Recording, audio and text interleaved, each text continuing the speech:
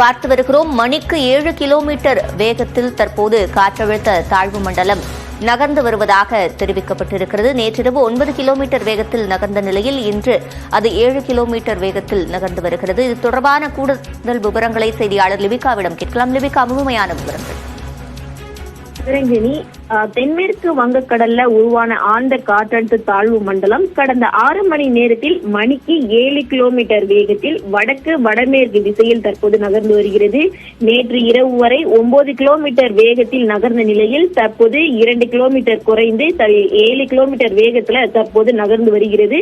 இதன் அடிப்படையில் இன்று காலை 5:30 மணி அளவில் அதே பகுதியில் இலங்கை திரிகோணமலைக்கு வடகிழக்கே சுமார் 260 கிலோமீட்டருக்கும், நாகைக்கு கிழக்கே 310 கிலோமீட்டர், அதே போன்று புதுச்சேரிக்கு கிழக்கு தென்கிழக்கே 360 கிலோமீட்டரிலும், சென்னைக்கு தென்கிழக்கே 400 கிலோமீட்டர் தொலைவிலும் தற்போது தென்மேற்கு வங்கக்கடல உருவாகியிருந்த இந்த ஆழ்ந்த காற்றழுத்த தாழ்வு மண்டலம் என்பது நிலை கொண்டிருக்கின்றது. இது மேலும் வடமேற்கு திசையில் நகர்ந்து வட தமிழ்நாடு புதுச்சேரி கடற்கரையை காரைக்கால் மற்றும் மகாபலிபுரம் இடையே புதுச்சேரிக்கு அருகில் நாளை காலை ஆழமான காற்றழுத்த தாழ்வு மண்டலமாக கரையை கடக்க வாய்ப்பிருப்பதாக இந்திய வானிலை ஆய்வு மையம் தகவல் தெரிவித்திருக்கிறது.